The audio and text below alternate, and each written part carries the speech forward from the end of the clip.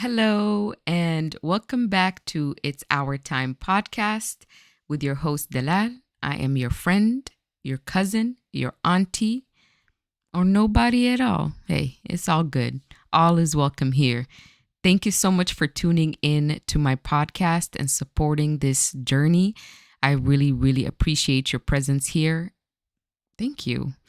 And I know that this episode took a little bit longer than usual, but hey, that's part of the process. We're learning, we're growing, and we're expanding. Through the hiccups, through the ups and downs, we're going to keep trudging the road. So thank you again. I appreciate you. Today, I wanted to talk about a topic that is very near and dear to my heart. It has affected me. It's affected people I've known and loved, and it affects many people within my community. And it often is a topic that is not talked about openly, vulnerably, because it has many layers to it. It can be a sensitive one, and it's one that I believe our community will be way better off once we shed light on it, allow it to be open, and allow each other to be seen through it. I want to talk about why it's important that we shed light on this topic, and secondly, how it's impacted our communities and what we can do about it. This topic is mental health. It is so under highlighted within our communities. I personally have experienced mental health from a very young age. I dealt with anxiety, with depression, and I went through eating disorders that were really severe in their reality. And I remember the experience of when my anxiety and depression were at their highest points, that I felt very alone, and I felt like it's not something I can communicate openly with. I almost felt some sort of not a little bit of shame, and at the same time I felt like I couldn't talk about it because I didn't hear people talking about it within my community, even though I could see that I was not alone in my experience. Firstly, I remember during those severe times, I was, part of finding help in the American health system, which I found for myself as a woman of color, as a young girl of color at that time. I found those spaces to be unable to really see me, to really understand my experiences with depression, and to give me the kind of help and support that I needed, and the kind of help and support that my family needed in order to really be there for me and to be helpful to my wellness.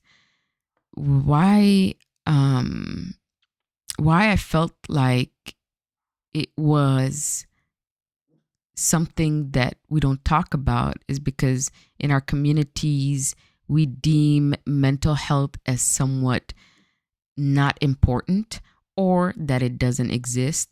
Or we often hear things like, you really going to therapy? We don't do therapy. Oh, we ought to do therapy. We ought to do therapy. We ought to talk about this openly. I've had also family members that dealt with more severe mental health challenges such as schizophrenia.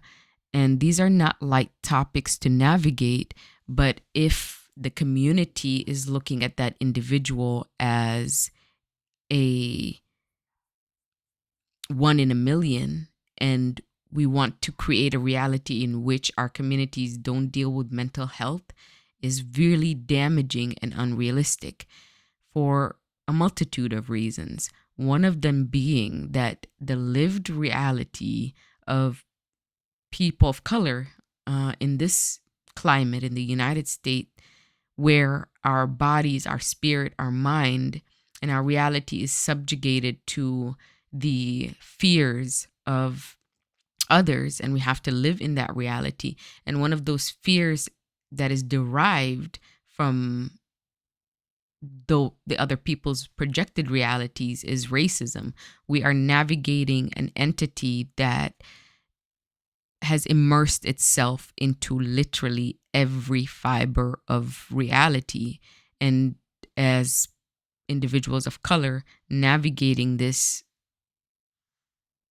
in your day-to-day life requires hyper vigilance, vigilance,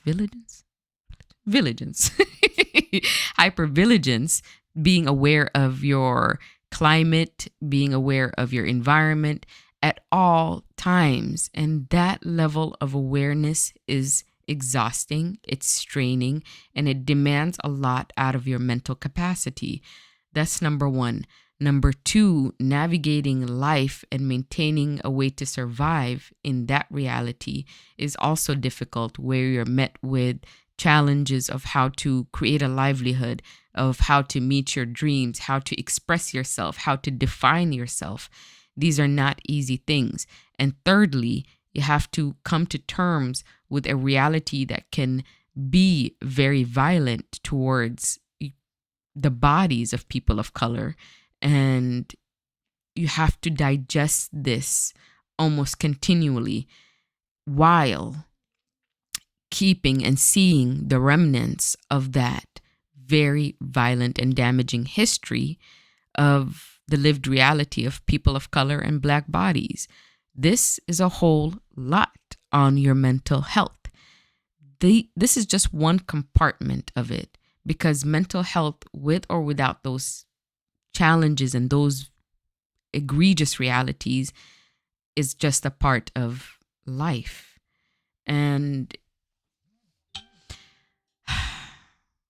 it is vital that we begin to break down the silence, that we begin to highlight all of our community so that we can all be heard, so that we can all find healing, and we can begin to cultivate resources within our communities that can cater to the wellness of us through our own understanding, through our own unique needs and wants.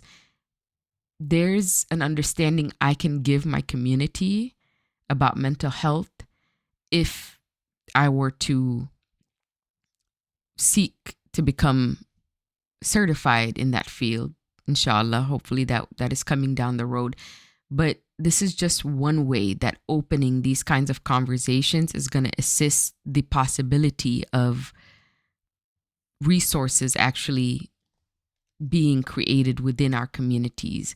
Because when we reach outside of our community, we are often met with a lackluster ability to be helped, firstly. And secondly, we are met with a whole slew of negligence. We are met with misunderstanding, and we are met with a lack of being able to be seen at a humane level because of the rhetorics of this society, and such as people of color don't feel pain, our experiences are constantly invalidated, and our children are living in a reality which they are invalidated out of constantly. So it helps us very much to start to talk about these things. And even alongside that, when we seek outside help from a system that is built fundamentally on fearing us and dehumanizing us, it creates opportunities for real damage to occur. For example, when a recent incident happened in California where a young Black child by the name of Ryan Gaynor, who was having an autistic episode, was fatally shot by police when they were called there to assist the family.